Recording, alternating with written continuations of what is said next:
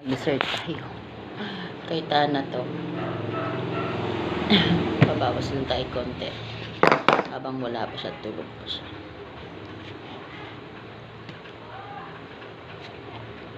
Konti lang naman, tikim-tikim lang kasi para nakakaumay yung ating kinaing paksiw at saka atay. Konti lang.